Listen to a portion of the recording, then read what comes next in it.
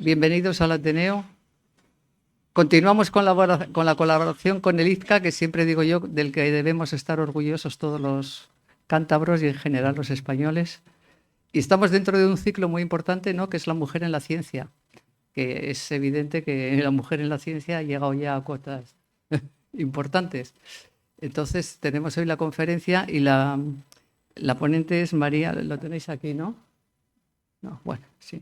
María Maza Fernández, que es la que está a mi derecha, ¿no?, que es de la Universidad de Cantabria, del Instituto de Hidráulica.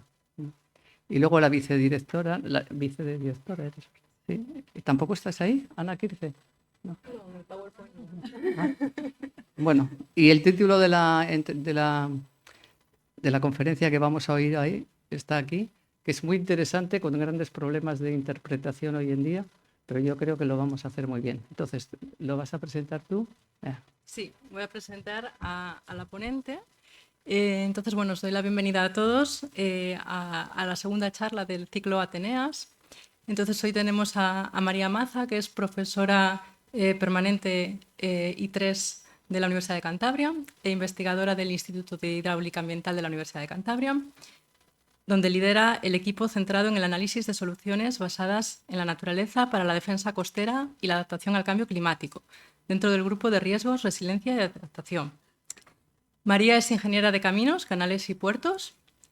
Obtuvo su máster en Ingeniería de Puertos y Costas en el 2012 y su doctorado en el 2015 en la Universidad de Cantabria, con premio extraordinario. Posteriormente realizó su postdoctorado en el Instituto de Tecnología de Massachusetts, el prestigioso MIT, que todos conoceréis posiblemente, está en Estados Unidos y es una de las universidades más prestigiosas del mundo en varios rankings. Normalmente siempre está situado en el primero o en el segundo puesto. María además cuenta con más de 40 publicaciones en revistas internacionales de gran prestigio, incluyendo 3 capítulos de libro. Ha presentado más de 50 conferencias internacionales, 10 de ellas invitadas. Ha trabajado en más de 40 proyectos competitivos, tanto europeos como nacionales, y actualmente lidera varios de ellos. Y también ha participado en más de 30 proyectos de transferencia, liderando también varios de ellos. Además, es revisora para la Agencia Estatal de Investigación, revisora de proyectos de investigación, para la Agencia Valenciana de Evaluación y Prospectiva, la Agencia Nacional de Investigación y Desarrollo, el Ministerio de Ciencia, Tecnología, Conocimiento e Innovación del Gobierno de Chile y también del Consejo de Investigación holandés. Además de investigar, también se dedica a la docencia en la Universidad de Cantabria y concretamente en la Escuela Técnica Superior de Ingenieros de Caminos, Canales y Puertos.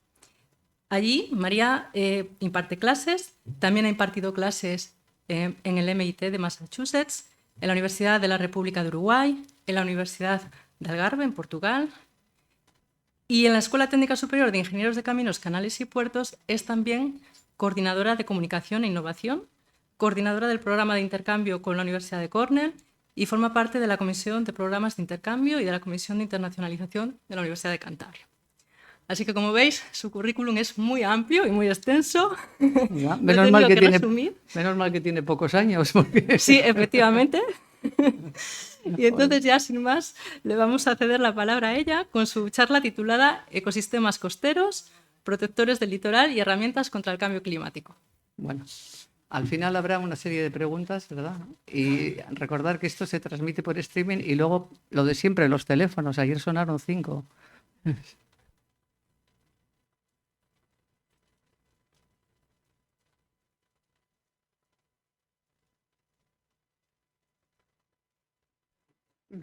Perfecto, muy bien. Bueno, pues muchas gracias a todos por venir aquí, a ustedes por la atención y, por supuesto, muchísimas gracias al Ateneo de Santander y al IFCA. Ana, muchísimas gracias por la introducción, ya creo que me has sacado los colores, pero bueno, pues sobre todo a todos ustedes por venir al seminario y bueno, espero que sea de su interés.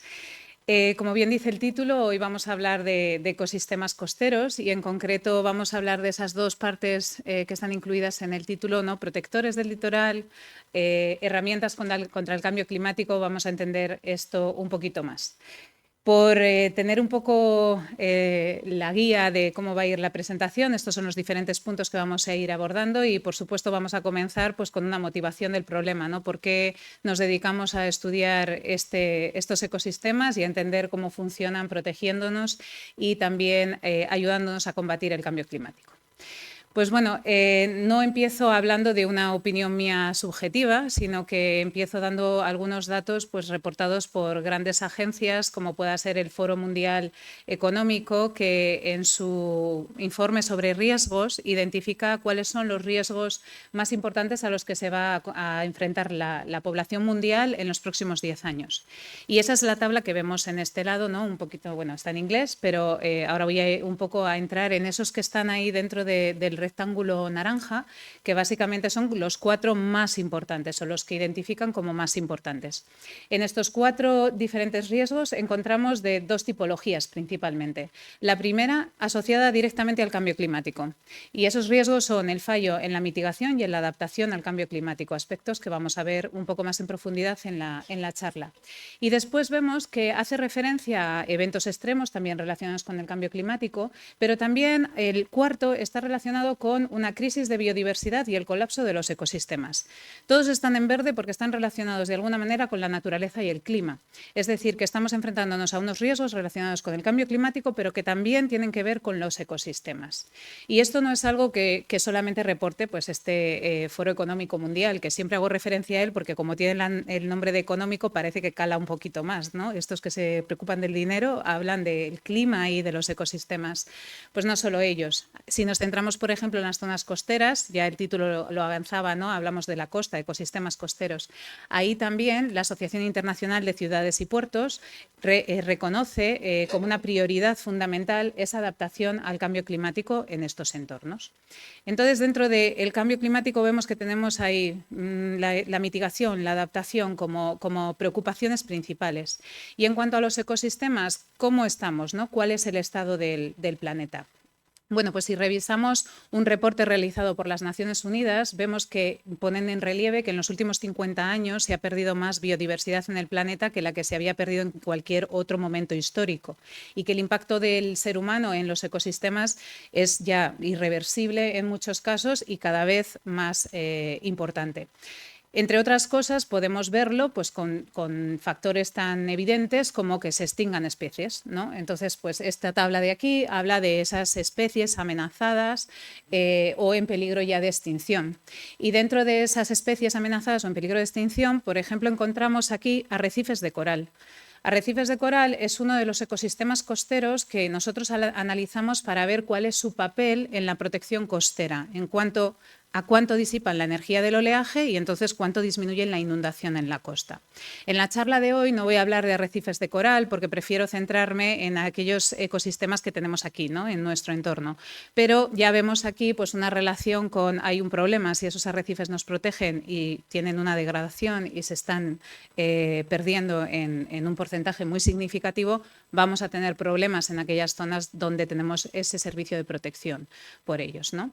Entonces, vemos esas 2 patas, ¿no? La crisis climática, la crisis de biodiversidad y pensamos, ¿realmente están relacionadas? ¿Una puede ser solución de la otra o solucionando una podemos solucionar la otra? Bueno, pues sí están intrínsecamente relacionadas y es algo que ya ha sido reconocido también por un montón de entidades, donde reconocen que el valor de los ecosistemas en mitigar el cambio climático es algo que tenemos que considerar. En regular el clima también. Quizá hayan escuchado en algún momento que el océano es el gran termorregulador del planeta, ¿no? Y que por ese océano tenemos las temperaturas que tenemos. No solamente el océano, sino todo lo que vive en él y todos los ecosistemas, incluidos los costeros, que son aquellos en los que me voy a centrar en la charla de hoy. Bien, pues con todo este contexto, además estamos hablando de la costa. Y como hablamos de la costa, tenemos que centrarnos en qué pasa en la costa. Lo que ocurre en la costa es que hay un gran porcentaje de población que vive en ella. Y esto que da lugar a que esta zona sea muy vulnerable. ¿Por qué? Porque hay mucha población, mucha infraestructura que va a ser afectada por esos cambios debidos al cambio climático. Por lo tanto, si trabajamos en zonas costeras, tenemos que prestar atención a esa esa vulnerabilidad, ¿no?, a ese aumento de el riesgo debido a que tenemos mucha población. En concreto, en una altitud menor de 10 metros tenemos más de 600 millones de personas viviendo, es decir, el 10% de la población global. En un radio de 100 kilómetros, el 40% de la población global. Las zonas costeras son ampliamente ocupadas, ¿no? Y aquí vemos en este mapa pues el tamaño de ciudades costeras, que algunas de ellas, los puntos más grandes, estamos hablando de más de 10 millones de habitantes. Por lo tanto, las zonas costeras son muy vulnerables. Además, ¿por qué? Porque han sido altamente modificadas. Un poco la imagen, los dos dibujos que quieren representar en aquella zona de allá. Tenemos, digamos, pues una zona con un delta, con un ecosistema, con una marisma, digamos, natural, y en cambio, pues bueno, pues el hombre ha ido modificando esa zona y haciendo que los ecosistemas hayan sido alterados, no ocupen el espacio que ocupaban y en cambio, pues ahí estamos nosotros viviendo, ¿no? Por lo tanto, estamos en una zona muy vulnerable, altamente ocupada y que va a ser, o que ya está siendo afectada por los efectos del cambio climático. ¿Esto qué nos hace buscar, pues como ingenieros en general? Soluciones. ¿Qué tipo de soluciones hemos venido aplicando normalmente en la ingeniería de costas? Las que llamamos soluciones convencionales o soluciones grises.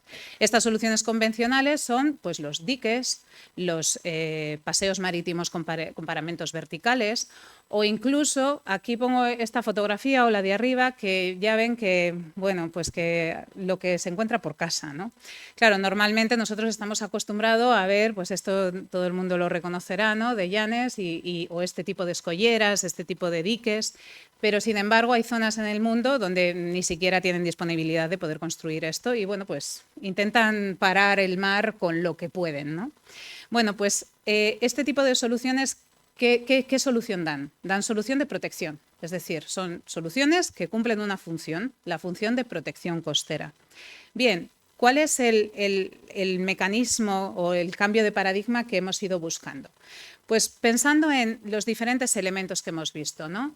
Zonas altamente pobladas, perdón, que me voy al inglés, pobladas. Un aumento del riesgo por los efectos del cambio climático, que tiene unas consecuencias, por supuesto, socioeconómicas, ¿no? Si pensamos en eventos de inundación y de erosión, pues por supuesto se van a ver afectadas no solo las personas, sino también las infraestructuras que estén en esa zona. Y con todo esto, en lugar de pensar solo en las soluciones convencionales, y digo solo porque esto no quiere decir que yo estoy hablando de soluciones basadas en la naturaleza y ya está, esa es la solución para todo. No, las soluciones convencionales también son necesarias en muchas zonas. Lo que hay es que ver cuál es la óptima en cada caso. Y siempre que sea posible, pensar en soluciones más sostenibles. Y ahí es donde entran estas soluciones basadas en la naturaleza. ¿Bajo qué concepto o con qué prisma? Pues principalmente pensando en soluciones multifuncionales. Es decir, que nos den el servicio de protección, nos protejan, frenen las olas, frenen el mar y no nos veamos inundados, pero que además nos den otros beneficios. Y aquí lo subrayo, ¿no? Beneficios tanto para la sociedad como para el sistema natural. ¿Por qué? Porque buscamos apalear, digamos, o enfrentar esas dos crisis que hablábamos al principio, la crisis climática con la crisis de biodiversidad. ¿Para qué? Para buscar soluciones que nos den beneficios en ambos dos casos, ¿no?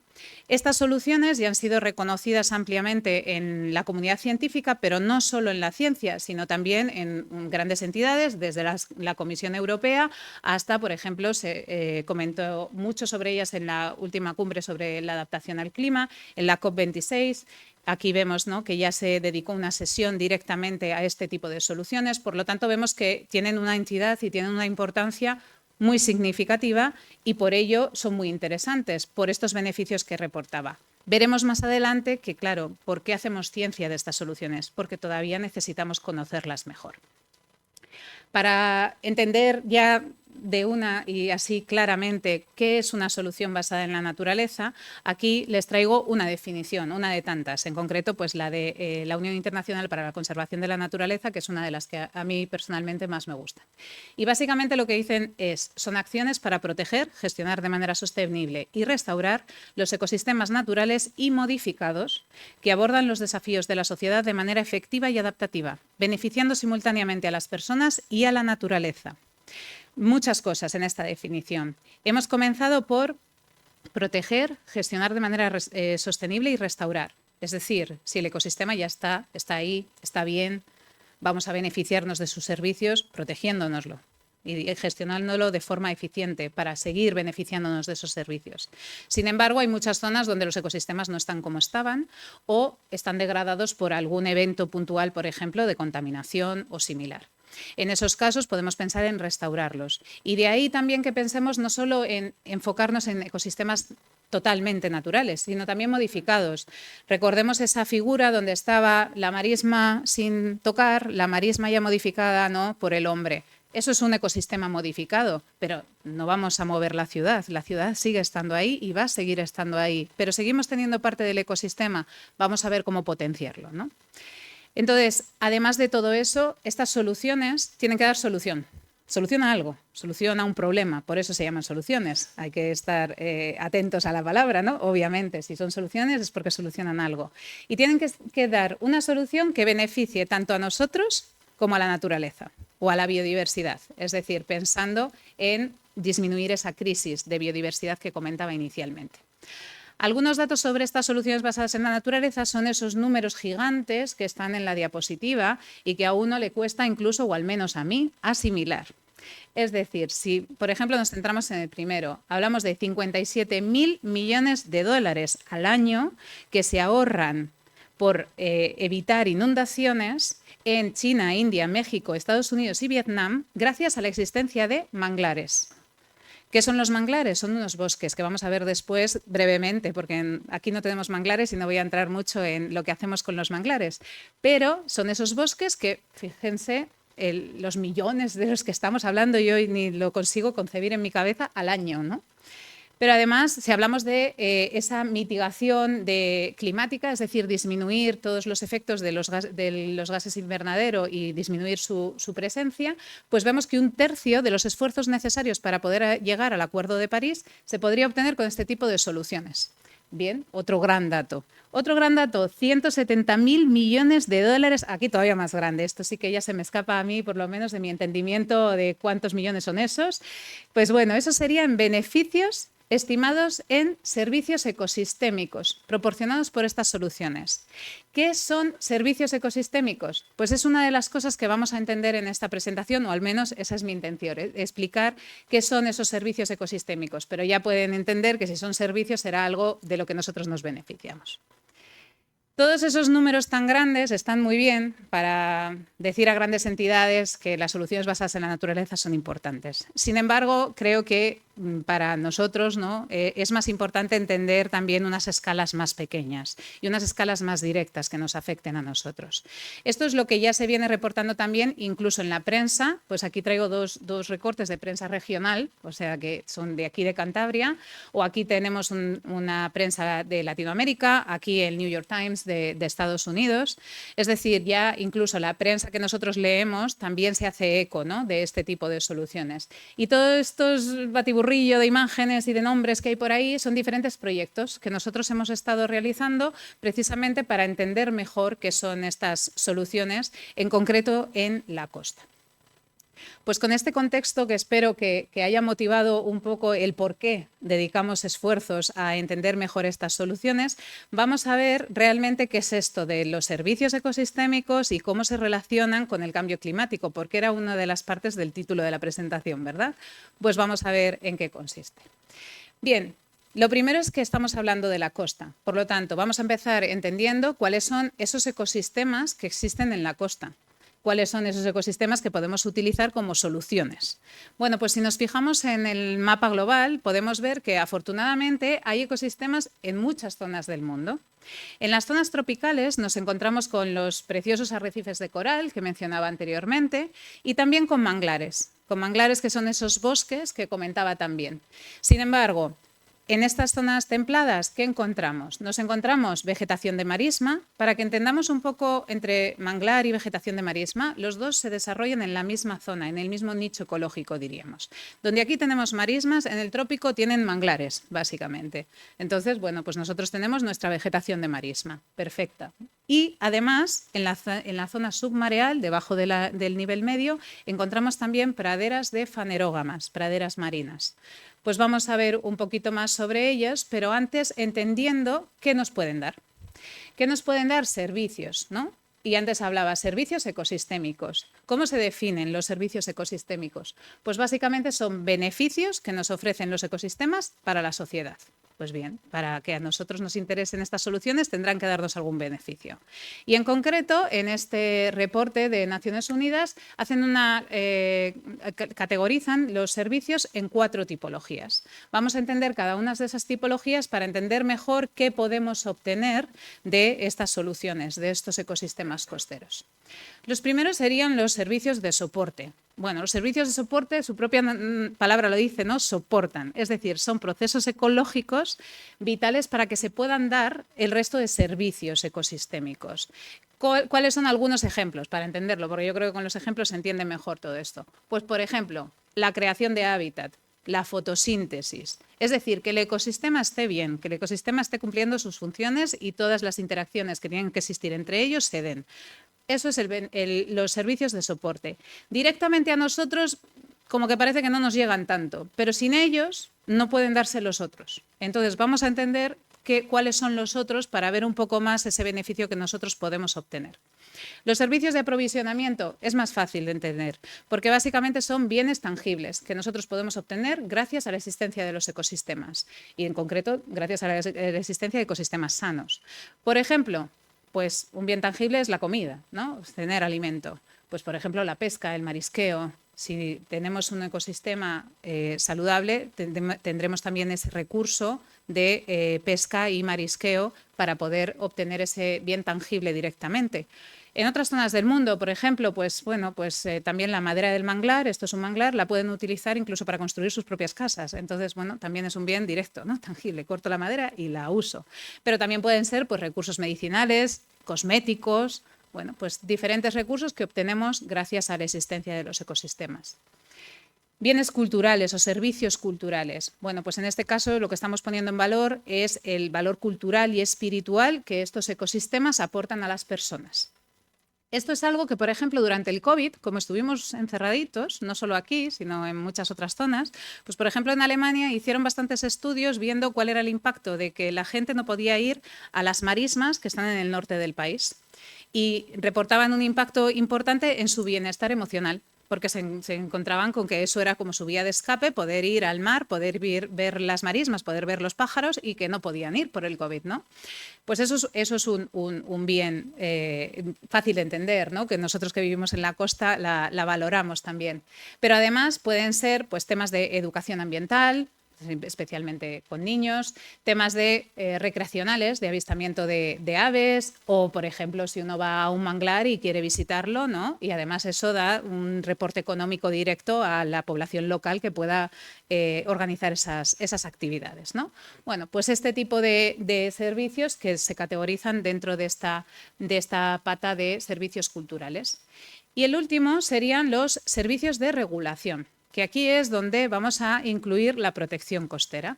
Esta viñeta, me la pasó un colega investigador de Colombia y me pareció muy significativa porque básicamente lo que viene a decir es tienes un manglar, cortas el manglar, tu casa estaba protegida por el manglar y ups, te quedas sin casa, ¿no? Es una viñeta, pero sí que tiene un mensaje muy claro que se cumple en muchas zonas. Luego, además de ese servicio de regulación, por ejemplo, en cuanto a la protección costera, también estamos con servicios de regulación del clima. Y esta imagen de aquí, que luego comentaré un poquito más en detalle, lo que viene a decirnos es estos ecosistemas capturan CO2, uno de esos gases de efecto invernadero, ¿no? Que nos están dando lugar a los efectos del cambio climático y lo acumulan en el sedimento, entonces mitigan, es decir, reducen esos gases de efecto invernadero. Y esto de aquí que está en inglés es un artículo científico que salió después de la pandemia, después del COVID, en el que básicamente relacionaba, ¿no? La crisis de biodiversidad, la deforestación, con que las pandemias van a ser cada vez más probables. ¿Por qué? Porque cuando tenemos un ecosistema que no está bien, básicamente que faltan especies, que hay especies que se extinguen, hay otras especies que proliferan. Y normalmente esas especies que proliferan son aquellas que llevan patógenos que luego dan el salto al ser humano y acabamos teniendo el COVID, espero no haya otro. Pero, por lo tanto, esa salud de los ecosistemas y que los ecosistemas tengan todas sus especies y sus cadenas también tiene un impacto importante en la parte de la salud directa nuestra, ¿no? Yo no me dedico a temas de salud, pero sí que es importante también ponerlo en valor como otro sistema de regulación. Y si nos centramos en el cambio climático, que era de lo que iba esta charla, ¿no? Pues vamos a ver cuáles son los más importantes en temas de adaptación y mitigación del cambio climático. Pues si nos queremos adaptar, una de las cosas que necesitaremos será protegernos, ¿no? Pues esta imagen de aquí lo que viene a decir es, bueno, si tenemos ecosistemas en la costa, ellos van a reducir la energía. Y como esto es la próxima parte de la charla, no voy a entrar más en ello, ahora lo vamos a ver. El otro gran servicio que prestan estos ecosistemas desde el punto de vista del cambio climático es la mitigación, es decir, capturan el CO2 y lo mantienen, lo secuestran en el sedimento. De hecho, hasta hace no tantos años, bueno, de hecho en el 2009 se empezó a hablar de lo que llamamos Blue Carbon. Blue Carbon es el carbono que secuestran los ecosistemas marinos y costeros. Hasta el 2009 todo el mundo pensaba que los únicos que secuestraban CO2 era la Amazonia y los ecosistemas continentales, pero los marinos y los costeros no hacían nada. Y sin embargo, nos hemos encontrado con que, pues todo lo contrario, no es que no hagan nada, es que hacen mucho. De hecho, si comparamos, esto de aquí es una foto de Posidonia oceanica, una fanerógama, que vamos a ver después fanerógamas, aunque las que tenemos aquí, Zostera, que vive en el Mediterráneo. Bueno, pues en 1 hectárea de Posidonia oceanica, que es lo que pongo aquí, secuestra el mismo carbono o CO2 que 15 hectáreas del bosque Amazonas. Es decir, el papel y la productividad que tiene este tipo de ecosistema en capturar carbono es muchísimo más alto que el de un bosque continental. Por lo tanto, a partir de estos estudios que han obtenido este tipo de resultados, por supuesto ya el blue carbon, ese carbón azul, ese carbón en los ecosistemas marinos y costeros, ya tiene un papel muy importante cuando uno mira las estrategias de mitigación del cambio climático. Pues nos centramos ya en la temática principal de esta charla, que es la protección costera. Bien, en la protección costera, lo primero que quiero hacer es tratar de explicar la física, la matemática un poquito, que está detrás de toda la investigación que voy a mostrar posteriormente. Aquí hay un conjunto de ecuaciones que no son relevantes más allá de entender sobre todo una de ellas. Estas ecuaciones lo que vienen a decirnos es que hay un flujo de energía, una cantidad de energía que llega al campo de vegetación o al ecosistema, también puede ser un coral, llega e interacciona con esta vegetación. Y al interaccionar con esa vegetación, ese flujo de energía, que sería esto de aquí arriba, va a ir disminuyendo. Y va a ir disminuyendo de acuerdo a un término de disipación, que está por aquí explicado, y ese término de disipación depende de la fuerza que ejerce el flujo sobre la vegetación, ¿vale? Es el trabajo que se produce ahí, no pasa nada. ¿Qué es lo importante? Lo importante es esa última ecuación del final, que es en la que me voy a parar un poquito más. Donde tenemos H sería la altura de ola. Ahora vamos a pensar solo en olas. Luego ya veremos alguna cosa de corrientes y ola corriente y cosas de estas, pero ahora solo en olas. Tenemos una ola con su altura, lo grande que es la ola, dividido de otra altura que pone una I pequeñita. Eso quiere decir lo siguiente. ¡Uy! Ah, perdón. Aquí vemos en el vídeo lo mismo que está en el esquema de arriba. Esta parte del vídeo es el comienzo del ecosistema. Aquí empieza la vegetación. Y aquí vemos en esta flecha roja cómo de grande es la ola que está ahí, que sería igual que esta de aquí, la que llega, la HI. Vale. ¿Cuánto es esta H? Bueno, pues esta H se va evaluando en diferentes posiciones X a lo largo del ecosistema. Si nos vamos al final, X es el final del ecosistema. Sería esta parte de aquí. Este vídeo es el final de un campo de vegetación. Aquí termina la vegetación. Aquí pueden ver que lo he marcado con esas flechas rojas, que la altura de ola es mucho menor. Es decir, al pasar por el campo de vegetación, esta altura de ola se ha convertido en esta altura de ola. Y en esta ecuación lo que tenemos es, vale, sabiendo cómo de largo es el campo, lo único que necesitaría saber es este coeficiente beta, un coeficiente de atenuación. Muy bien. ¿Qué se prueba aquí? Que atenúan la altura de ola. Es decir, se ha disminuido su energía. De hecho, la energía del oleaje es directamente proporcional al cuadrado de la altura de ola. Por lo tanto, ha disminuido la energía del oleaje. Bien, parece que se cumple, ¿no?, eso que comentábamos de que protegen la costa. Pues ahora que hemos entendido un poquito las ecuaciones, vamos a entender por qué esto es tan complejo. ¿Por qué dedicamos investigación a esto? Porque, bueno, pues los ecosistemas son complejos. De hecho, no recordaba que había incluido este vídeo también, perdonen. En este vídeo vamos a ver dos cosas. Tenemos ola y corriente. Vemos el nivel que estaba ahí arriba, ¿no?, al final del vídeo, va a volver, no pasa nada. Eso era el comienzo. Aquí tenemos junco, antes era espartina. Bien, pero otra vegetación que tenemos en las marismas. Y la ola que, bueno, pues que tiene un tamaño considerable. Aquí tenemos ola y corriente. Lo que ocurre en los estuarios, que tenemos las dos cosas, ¿no? Al final de estos 9 metros, porque son 9 metros, tampoco son tantos, son 9, de hecho yo aquí estoy caminando hasta el final, ¿no? Ya estoy. ¿Ven dónde está el nivel? Antes estaba como aquí arriba, de hecho va a volver al comienzo del vídeo. Y la ola casi es imperceptible, ¿no? Y el nivel ha bajado. Va a volver ahora al comienzo, fíjense dónde estaba el nivel, se salía de la pantalla. En solo 9 metros ha bajado el nivel como un tanto así. ¿Eso qué implicaciones tiene? Pues obviamente si pensamos en la inundación costera que se va a producir detrás de este junco, va a ser mucho menor, porque ya tenemos menos agua y tenemos menos ola. Por lo tanto, se va a inundar mucho menos. ¿Qué pasa si quitamos el junco? Pues que lo que estaba al principio va a llegar al final de la misma manera y pues se inundará más. Entonces, ahora que hemos entendido esto, vamos a ver la complejidad de los ecosistemas. Aunque no voy a hablar de manglares, aunque me encantan, no voy a hablar de manglares porque no los tenemos aquí, entonces mejor me centraré en la vegetación que tenemos aquí, pero los manglares son parte de esos ecosistemas que estudiamos, ¿no? Y en concreto estos dos vídeos que los grabamos en México, pues pueden mostrarles la complejidad de estos árboles que comentaba antes. Estos árboles tienen la capacidad de vivir en zonas donde les llega sal, es decir, que pueden vivir en las zonas donde aquí viven la vegetación de marisma. Y esas raíces tan complejas que veíamos aquí, o estas de aquí, que esto es otra especie, eso es rizófora, esto es avicenia, y entonces tiene lo que llamamos neumatóforos, que son como raíces que salen así como dedos del suelo, pero muchos. Bueno, pues eso les sirve al árbol como para respirar, ¿vale? Entonces, estas estructuras tan complejas, bueno, si antes veíamos con el junco que en 9 metros bajaba todo eso, imagínense con algo tan complejo como esto, pues todavía muchísimo más, ¿no? Entonces, ¿qué ocurre? Que son muy complejas en geometría y que, por lo tanto, bueno, saber cómo modelar esto y parametrizarlo, es decir, simplificarlo para meterlo a un modelo, no es tan sencillo. Entonces, ahí hemos hecho un montón de investigación. Pero también en otro tipo de vegetación, como son las praderas de fanerógamas.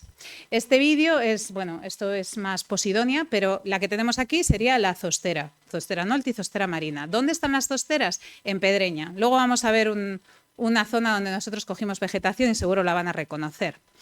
Esta vegetación, ¿qué tiene principalmente de diferente con la anterior? Dos cosas.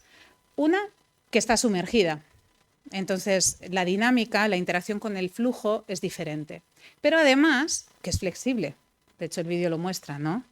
Claro, si antes yo decía que lo que disipaba dependía de la fuerza que el flujo hacía sobre la vegetación, si la vegetación es rígida, la fuerza que soporta es más grande que si de repente no se vence y se va moviendo con las olas. Claro, tenemos que saber cómo se mueve y cuánto se mueve para entonces cuantificar bien cuál es la disipación, porque si lo hacemos como si fuese rígido, pues eso lo vamos a sobreestimar y vamos a decir que disipa más de lo que es, mal diseño. Entonces, ahí tenemos esa complejidad. Y si nos vamos a la vegetación de marisma, tenemos de nuevo flexibilidad, pero además tenemos un montón de geometrías diferentes, de especies diferentes. Antes en los vídeos veíamos espartina y junco, una así de grande, la otra así de pequeña, la flexibilidad es diferente, lo que llamamos propiedades biomecánicas, es decir, cómo de flexible o no es la planta, su inercia, todo. Bueno, pues tenemos que ver qué pasa con esta vegetación que además está sujeta a ola y a corriente. Bueno, muchas cosas. Pues todo eso motiva la investigación que ahora, alguna de estas investigaciones, voy a presentar en este punto. En concreto me voy a centrar en esos dos ecosistemas que nosotros encontramos aquí en Cantabria. Las praderas marinas, las acabamos de ver. Hemos dicho que eran flexibles, que se movían ahí con las olas. Entonces, ¿eso cómo de importante es? Bueno, pues para saberlo fuimos al laboratorio. Y en concreto, esta imagen de aquí, esos fueron unos ensayos que hicimos con unas réplicas, es decir, con unas réplicas de vegetación, en concreto de Posidonia oceanica. ¿Por qué réplicas? Bueno, primero porque la Posidonia aquí no crece, está en el Mediterráneo. Traerla no era muy fácil, pero es que además está protegida, por lo tanto, pues no podíamos traernos un campo de Posidonia al laboratorio. Entonces, estos ensayos de aquí fueron para ver realmente, monitorizando con la cámara con diferentes sensores, cómo se mueve la planta dependiendo de cómo es el flujo. Todo eso es necesario para luego poder saber cuánta energía va a disipar, ¿vale? Y además, después de estudiar solo 1 o 5, dijimos, bueno, pero habrá que ver si tenemos un campo, ¿no? Como lo de antes, 9 metros, cuánto se disipa. Entonces aquí se puede ver el campo, ¿no? De todas esas réplicas juntas para ver cuánto disipa. ¿Y todo esto para qué? Para hacer herramientas, para entender la física lo primero, sacar ecuaciones, pero también dar lugar a herramientas, porque queremos que sean soluciones aplicables por ingenieros, ¿no? Bueno, pues vamos a ver un ejemplo de herramienta. Lo que hicimos fue esta herramienta, que hay unas ecuaciones de la herramienta, no pasa nada, pues ecuaciones, pero lo importante es qué nos da la herramienta. Aquí vemos la validación de la herramienta, los puntitos son lo que se medía en el laboratorio, aquí tenemos el campo de vegetación y la herramienta que puede simular cuánto se disipa. Y en este vídeo de aquí lo que podemos ver, no sé si se ve sí, lo que podemos ver es lo siguiente. En rojo vemos las velocidades que van hacia costa, que son en la cresta de la onda. En azul las velocidades que irían hacia el océano, que es en el seno. Bien, lo importante son las rojas. Vamos a mirar las rojas. Y en las rojas, ¿qué se ve? Se ve que a lo largo del campo se vuelven más naranjas, más amarillas, incluso verde, que sería 0 velocidad. Es decir, va disminuyendo a medida que va pasando por el campo. Pero además vemos otro efecto, y es que la altura de ola, lo alta que es, va también cayendo a medida que va pasando por el campo. ¿Lo ven? Va cayendo, disminuyendo el color, se va disipando su energía. Y como ven, las plantas se van moviendo, ¿no? Entonces podíamos replicar cómo se movían y entonces saber realmente cuánta energía disipaban. Mucha menos, digamos, que si fuesen rígidas. Entonces hay que tenerlo en consideración.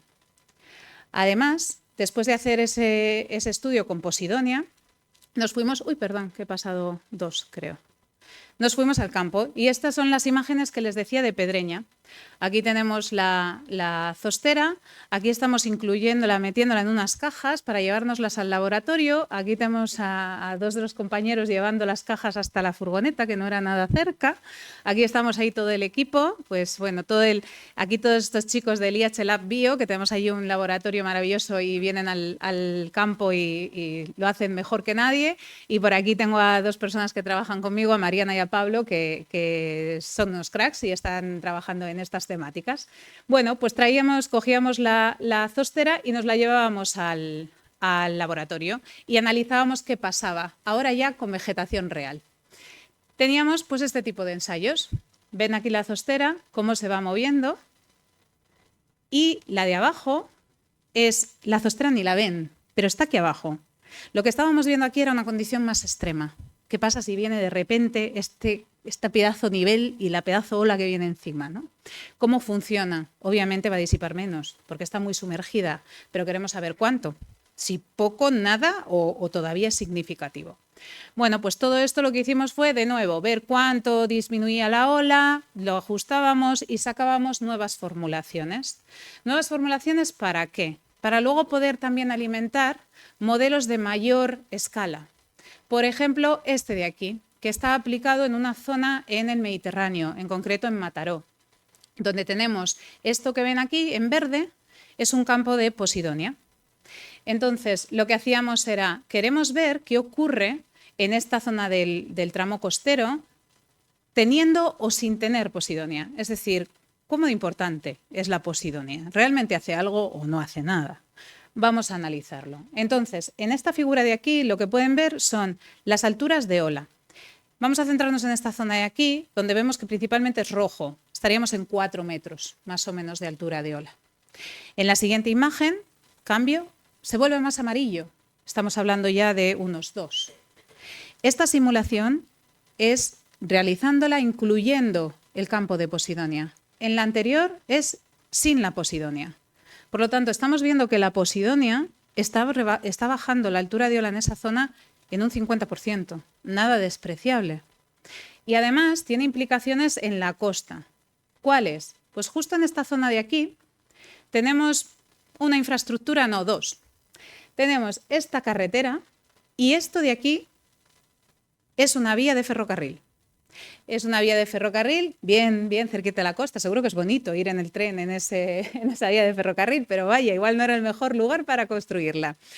Pero ahí está. ¿Y qué ocurre de tanto en tanto? Pues que viene una tormenta grande y se inunda y la tienen que cortar. Entonces, lo que nosotros queríamos ver era, vale, pero ¿y si no es tanto una tormenta grande, sino en condiciones más diarias, si no tuviésemos la Posidonia, esto se inundaría? ¿Cuánto se inundaría? Para poner en valor la Posidonia.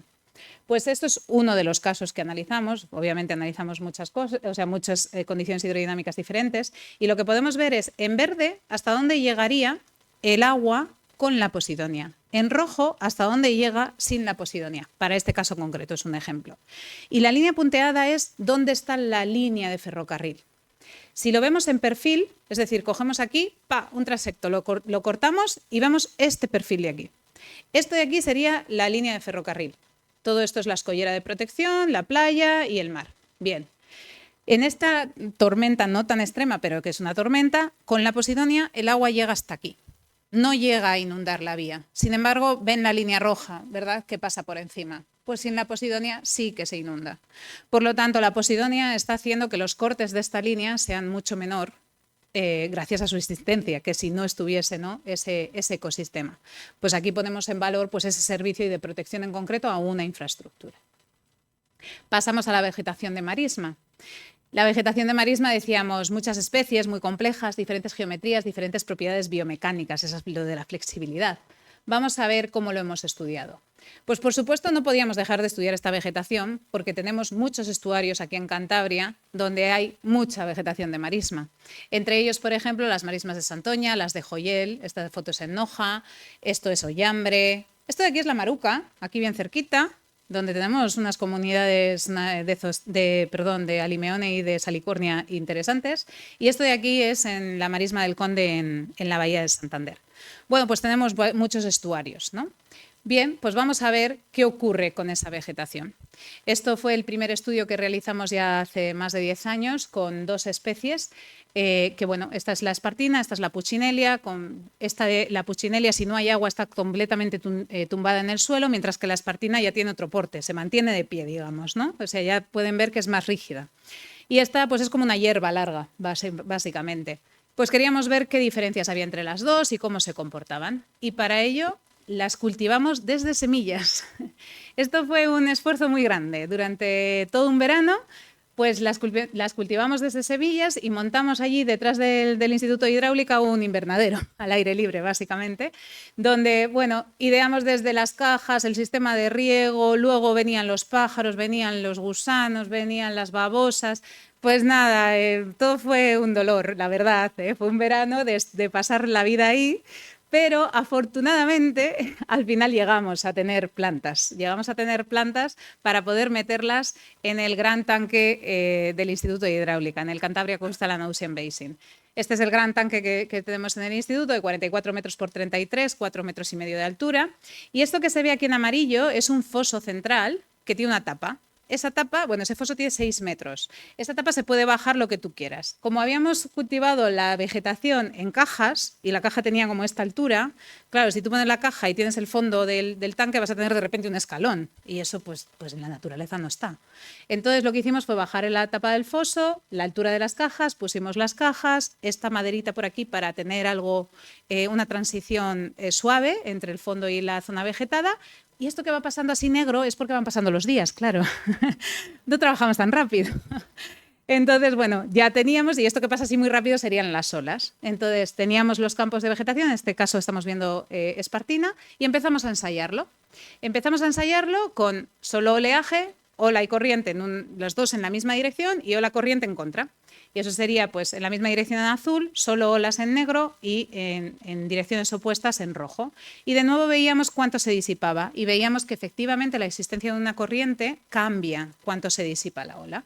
Muy bien, ¿todo esto para qué nos sirvió?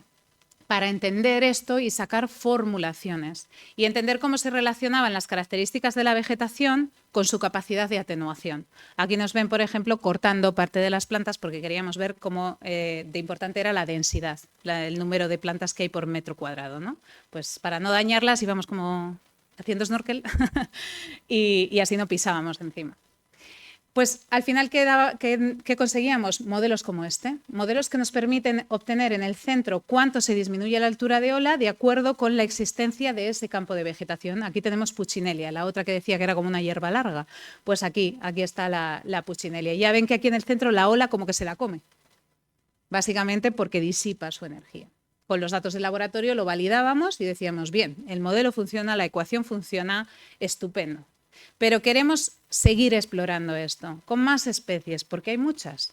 Y entonces fuimos al campo, aquí gracias a todos esos estuarios y más que tenemos en Cantabria que mostraba anteriormente, pues en esos estuarios que mostraba fuimos a ellos a coger diferentes especies, en concreto espartina, salicornia, junco y alimeone.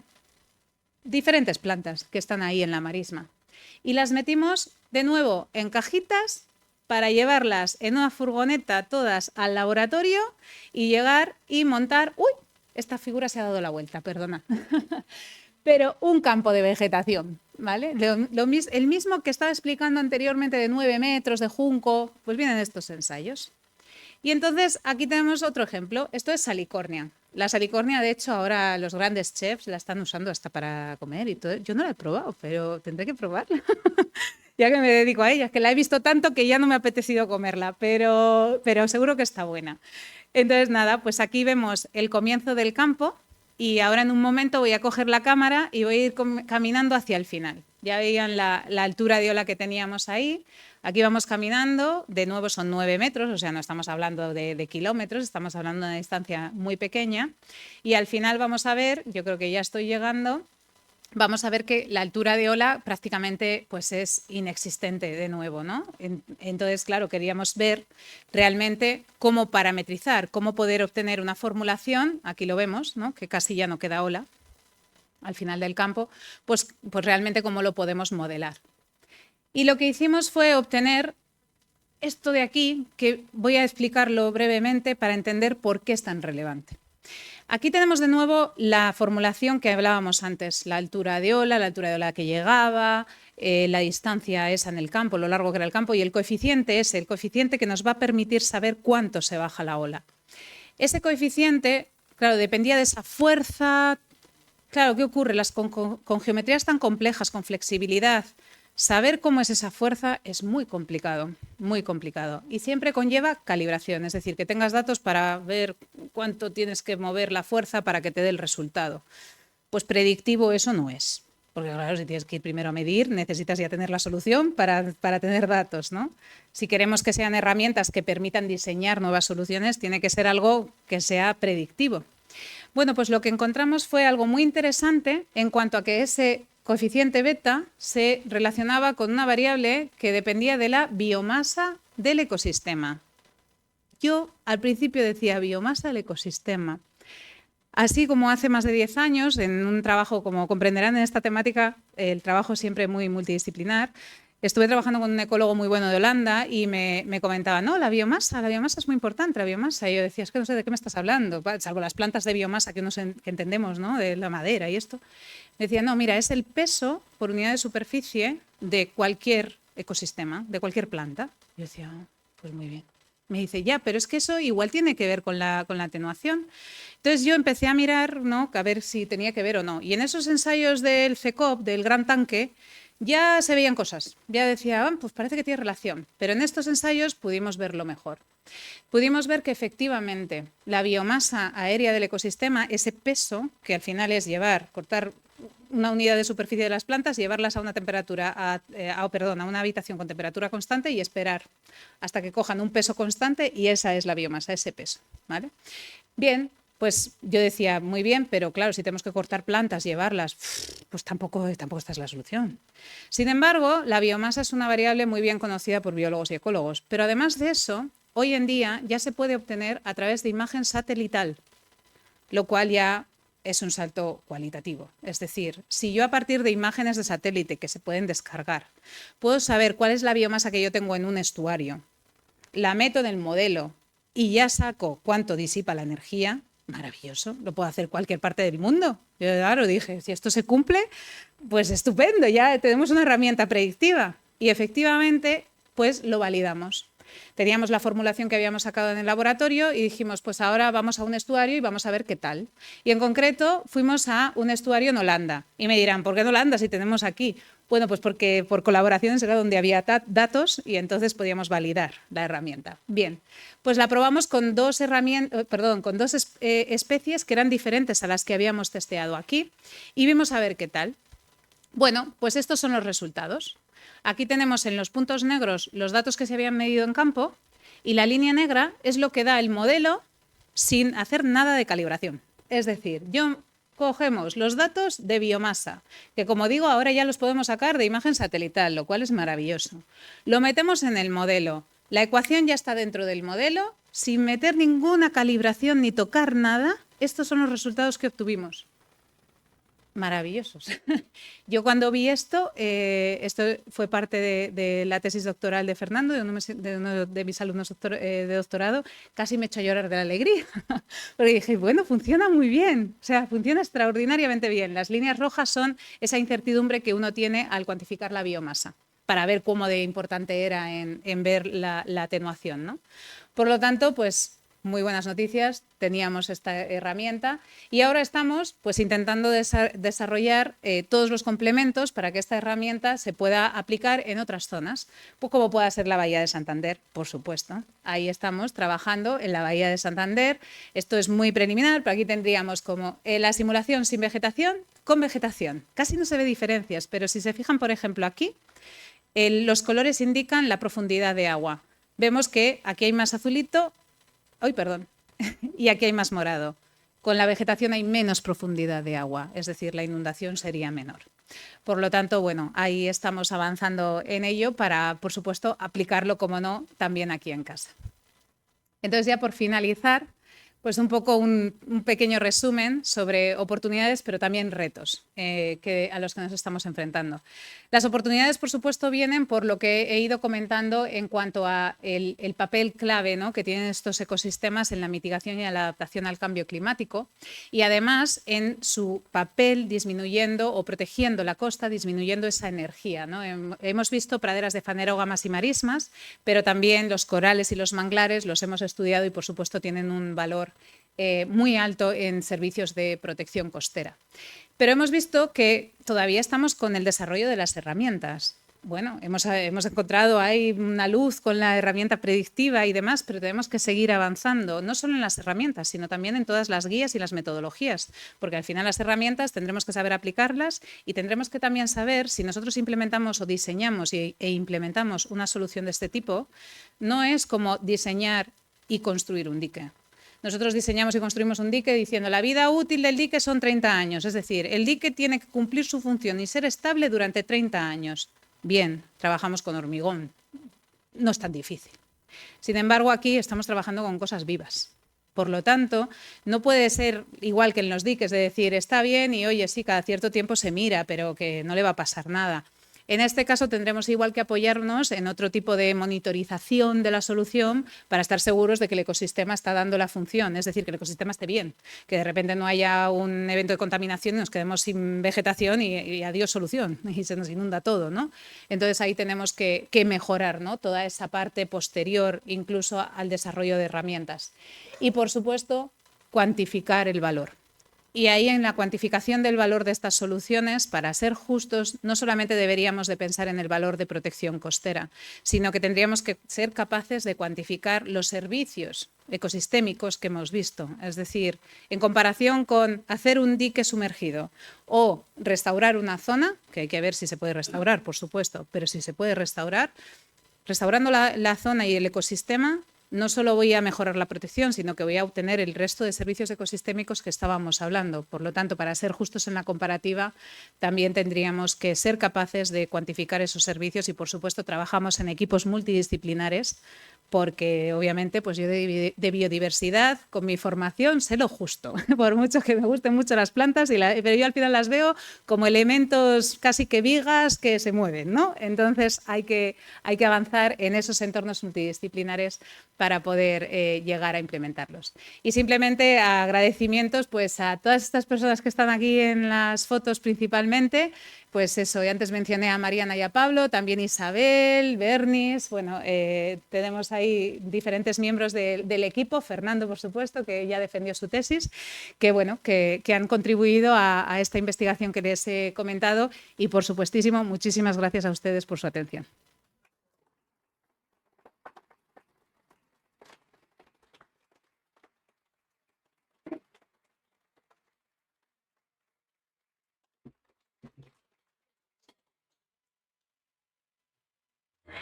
Muchas gracias, María, por la excelente charla. De verdad ha sido apasionante. Vamos a comenzar ahora el turno de preguntas. Entonces, si alguien quiere preguntar.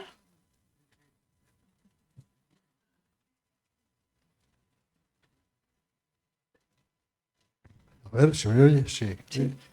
El nivel del agua de mar está subiendo 0,4 milímetros al año. O sea que dentro de 20 años o 30 años el Paseo Pereda se inunda. ¿De qué sirve todo eso?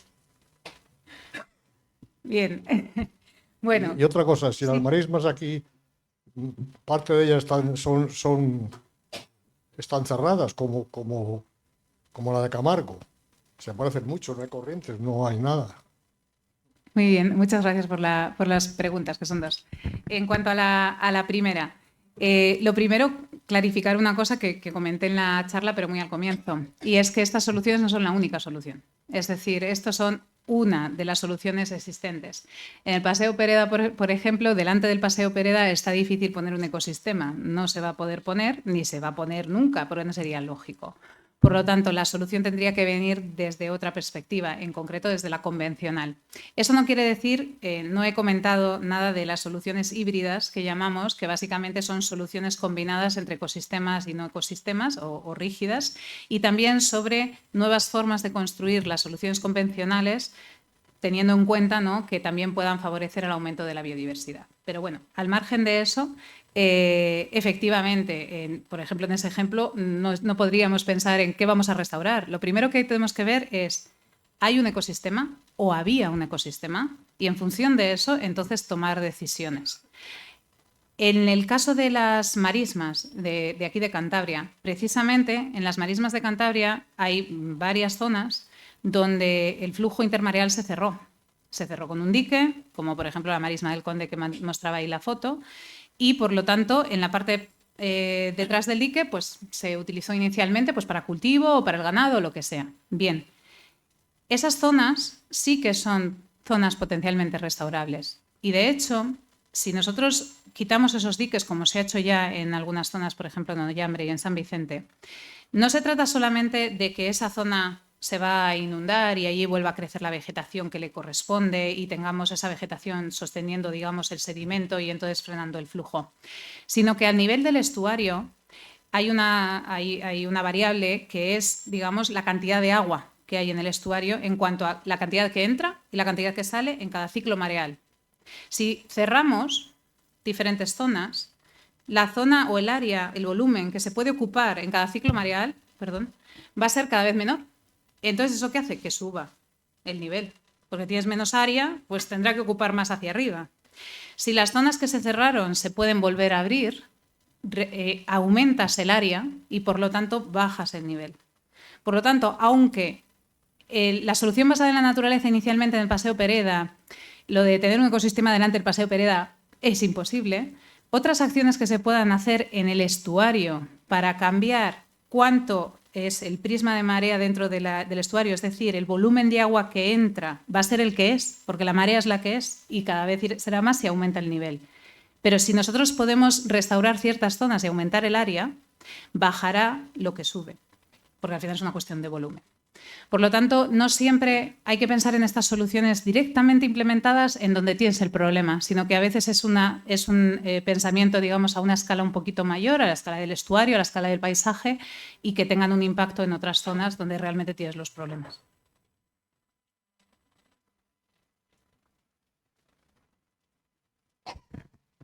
En primer lugar, mi felicitación. Me ha encantado escuchar un tema que a mí me apasiona, los manglares. ¡Ay, qué bien! Yo conozco los manglares de la bahía de Cartagena, Hoy. Tierra Bomba, las Islas del Rosario, Barú y hasta San Bernardo del Viento. En el departamento de Sucre, Coveña, lo conozco muy bien y todos los años lo visito porque suena, pues no. Pero he comprobado un sistema que está sufriendo bastante y sobre todo está sufriendo los manglares en Cartagena por el espigón grande que se ha hecho. Y ha cambiado allí y también en Barú, otro espigón, han cambiado las corrientes marinas. Y veo que se habla de todo, pero yo creo que un tema importantísimo son las corrientes marinas, porque esas corrientes son las que además llevan el alimento para la pesca. Se ha cambiado en Cartagena de Indias, que conozco, como verás, conozco ese sistema, lo conozco muy bien y soy apasionado de ello. Han cambiado que, por ejemplo, el gran barrio de la Boquilla, Cartagena de Indias, que es todo de pescadores, ahora ya no hay un solo pez, porque hicieron un espigón enorme, cortaron la corriente y esas corrientes son las portadoras de los cardúmenes de pesca. Eso se ha vuelto a producir en el Golfo de Marrasquillo, no en tanta proporción, pero muy parecido. O sea, yo, además de felicitarte, os pediría que, además de las marismas, de que soy aficionado y conocedor, se estudiase mucho lo de las corrientes marinas, porque yo creo que ahí está lo principal de la vida. Muchas gracias. Muchísimas gracias a usted. Y tomamos nota. Y digo tomamos porque tengo por allí a 2 personas que trabajan conmigo y resulta que son además de Colombia. Por lo tanto, creo que es una zona que nos puede apasionar mucho también a nosotras para estudiarla, porque efectivamente no he hablado de ello porque el tiempo ya creo que me he extendido de hecho de más, pero no solamente es ver qué hace el manglar al flujo, sino también ver qué pasa con el flujo y el manglar. Y en concreto, por ejemplo, si hay un aporte de nutrientes significativo por la existencia de una corriente y nosotros la cortamos, no solo los peces, es que el propio manglar va a empezar a sufrir. Y dentro de poco pues empezaremos a ver árboles secos, ¿no? Entonces, esa es la otra parte de este tipo de soluciones que comentaba anteriormente. No se trata solamente de ver, pongo esto y esto me va a disminuir tanto la energía. No, no, no, no. Eso es vivo. Entonces, si se hacen otras actuaciones en la zona de influencia, va a tener un impacto en esa solución viva y, por lo tanto, te puedes quedar sin solución. Por lo tanto, totalmente de acuerdo con que hay que analizar, por eso la escala del paisaje, la escala de la cuenca es tan importante en estas soluciones, porque no se trata solamente de la zona específica donde las implementas o donde están, sino también lo que se haga alrededor, que va a tener una influencia tremenda. Y efectivamente el manglar es un ecosistema maravilloso, así que hay que tener cuidado con esas cosas. Muchas gracias por la intervención. Una pregunta, ¿cómo está afectando el cultivo intensivo de langostinos en los manglares? Muchas gracias por la pregunta. Bueno, si lo sé, hablo de manglares, con lo que me gustan a mí. Pero muchas gracias por las preguntas, porque así además podemos comentarlo brevemente. En concreto, hay varias zonas, sobre todo en el sudeste asiático, donde se han deforestado bastantes hectáreas de manglar, precisamente para el cultivo de, pues eso, de camarón, de gamba, Y la verdad que el impacto es bastante nocivo porque no se trata solamente de la zona, sino que deforestan una zona, hacen esas zonas de cultivo, pero eso tiene una fecha de caducidad porque ellas mismas son como muy contaminantes y llega un punto en el que ya no pueden seguir cultivando ahí. Y por lo tanto se mueven a la siguiente parcela.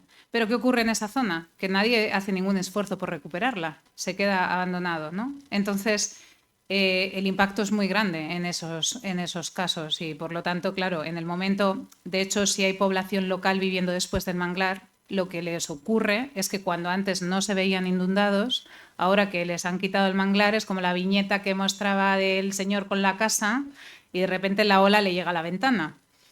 Y encima pues suele ser población vulnerable y por lo tanto pues los últimos en la ecuación o a la hora de poder protestar o decir no hagáis esto, ¿no? Hay otros intereses por otro lado.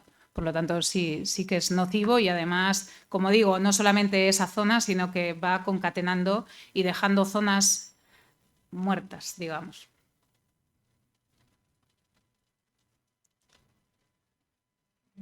¿Más preguntas?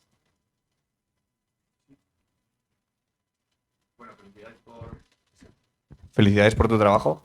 Eres el terror de los surfistas. En verdad, la pregunta, claro, me era inevitable pensar en la última catástrofe que hemos tenido en España y si esto podría ser extrapolable a... Vale, a ver, varias cosas. En cuanto a los surfistas, tengo que decir que me lo han dicho justo ayer. Sin embargo, tengo un dato curioso y es en California. En California hay una zona, no sé exactamente cómo se llama, pero hay una zona donde hay unos bosques de kelp, de algas, de macroalgas. Son como, no sé si alguien ha visto el documental del pulpo, ¿no? Que es de esto que salió en Netflix, pero vamos, que el pulpo vivía ahí como en un bosque de algas, esas macroalgas, laminarias y demás.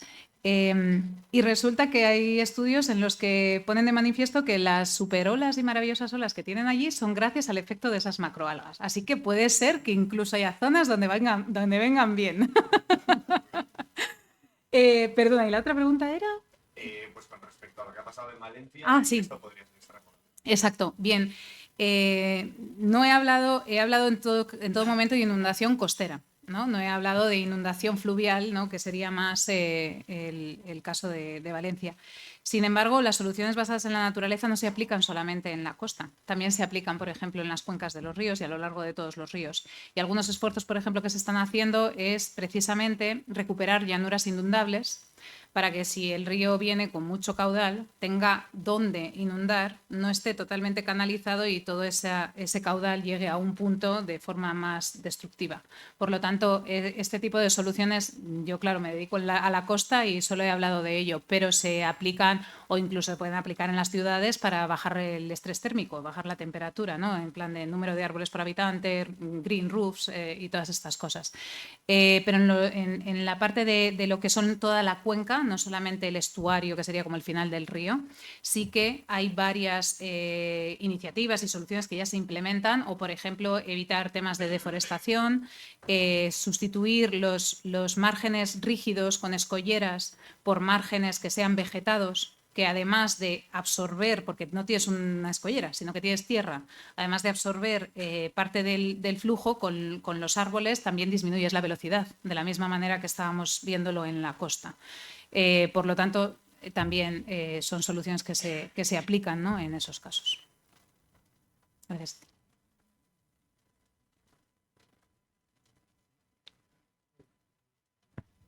Yo te voy a hacer una petición final, es que se abran todas las marismas que tenemos todavía en Cantabria. Que se abran todas las marismas, para que entre el flujo del agua, para que entre la corriente, para que tengamos amayuelas, para que tengamos de todo, calamarros, muergos, en fin, de todo. Todas las cosas ricas. Que se abran nuestras marismas en toda la costa. Y No pues, depende de mí, pero aquí queda la petición. Muchas gracias.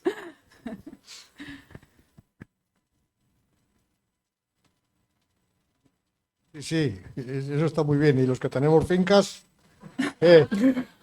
yo tengo una finca cerca de Laredo que si se abren las compuertas queda inundada entera. O sea que nada más que era eso. Sí. A mí me parece interesante, vamos, la modernización que se está haciendo en estos momentos. Interesante y necesaria, por supuesto. Pero centrándome un poquitín en la costa de Cantabria o la costa de Asturias, la costa nuestra y demás, que es la que a mí más me interesa. Yo entiendo que estos modelos están hechos a tiempo cero, a tiempo de hoy. No son modelos predictivos en lo más mínimo, por cuanto que las plantas que has citado antes, pues los juncos, etcétera, los aliñones, etcétera, aparte de ser vigas que oscilan y se mueven y demás, tienen también otras características, además de eso, muchas más que las características biomecánicas.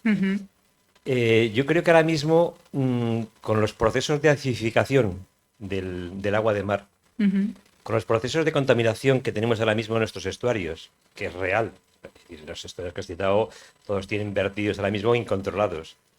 Es decir, con los procesos de degradación que existe, son formaciones marismeñas pues en un equilibrio muy, muy inestable, vamos, porque están con el marisqueo, que además de eso pisotea y realmente afecta muchísimo al lanzamiento de muchísimas de las especies. Yo entiendo que, bueno, a tiempo de hoy, a tiempo cero, pues sí, pueden tener, digamos, su papel.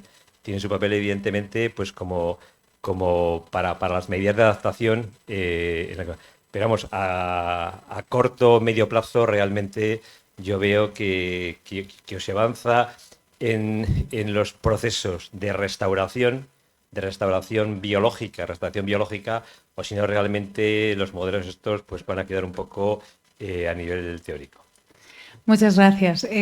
Muchos temas muy interesantes y en concreto, además, temas que no he llegado a abordar en la presentación por tiempo. Pero efectivamente, hay dos cosas principales que me gustaría mencionar al respecto. Por una parte es, si queremos protegerlos, aunque están protegidas las marismas, ¿no? Pero si queremos que aún estén mejor por cosas como las que comentaba, lo primero que tenemos que hacer es ponerlas en valor. Y ponerlas en valor siempre va a ayudar para poder convencer a gestores costeros y a tomadores de decisiones de su importancia. Pero esa es una de las partes. La otra, efectivamente, los modelos no solamente los aplicamos a momento cero, a tiempo cero, como decía usted, sino tenemos herramientas para poder ir hacia atrás. Es decir, cómo estaba, por ejemplo, la bahía de Santander hace ciertos años. Tenemos imágenes satelitales para poder ver cómo ha ido cambiando. Por ejemplo, ahora mismo estamos trabajando en ver cómo la comunidad de Zostera ha ido modificándose a lo largo de los últimos 60 años. Por lo tanto, podemos ir hacia atrás y ver cuál ha sido la evolución, si positiva, si negativa, si aquí desapareció, si aquí apareció y por qué, o intentar encontrar el por qué. Pero además, si nos vamos a futuro, ahí donde estos modelos se juntan con unos modelos que llamamos modelos ecológicos. Es decir, para poder estimar cómo las comunidades van a ir cambiando dependiendo de si cambia la acidez, si cambia la salinidad, si cambia... Es decir, si cambia el nivel de sumergencia, porque sube el nivel y por lo tanto tendrían que migrar.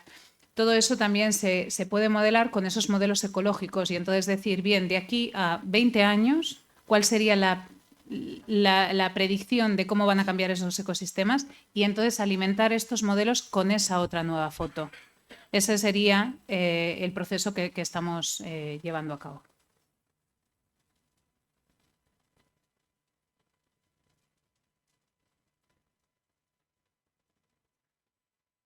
Gracias por la presentación. Tengo una duda quizás un poco técnica y es ¿cómo se puede estimar la biomasa a partir de imágenes satelitales? Me parece un problema de la leche porque al final una imagen pues son píxeles. O sea, supongo que ahí entran en juego más variables y más información adicional sobre el entorno. Entiendo el tipo de vegetación y estas cosas. Pero me parece algo impresionante, vamos. Sí, yo estoy igual de fascinada, tengo que decir. Muchas gracias por la pregunta. Yo no soy experta en análisis de imagen satelital, trabajo con gente que sabe de ello, afortunadamente. Yo soy la de la hidrodinámica. Pero, en resumen, por lo que yo entiendo, está relacionado con lo que nosotros llamamos firma espectral. La firma espectral es como, digamos, una firma, es un espectro, digamos, una figura, una imagen que está asociada a cada uno de los tipos de vegetaciones. Hay un espectroradiómetro, que es un megaaparato que te llevas ahí con una mochila y vas ahí al estuario a mirar las diferentes vegetaciones. Para cada una de esas vegetaciones tú sacas como su firma espectral, que sería como cómo se ve esa planta. Esa firma espectral, al final, son como diferentes bandas dentro del espectro de luz y, por lo tanto, eso se puede relacionar con la imagen que tú obtienes del satélite. Entonces, del satélite tú lo que buscas es encontrar esas firmas espectrales, digamos, y entonces así puedes identificar que la mancha que tú estás viendo es una limeone o es una espartina y, por lo tanto, de ahí ya puedes llegar a sacar la biomasa. En mucho resumen, y sin ser una experta, seguramente que algo no lo habré dicho del todo bien, pero eso es un poco como se hace esa parte del satélite. Sí. ¿Alguna pregunta más? ¿Usted? ¿No?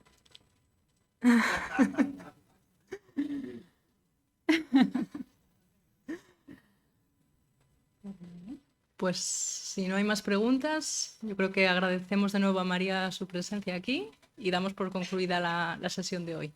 Muchas gracias.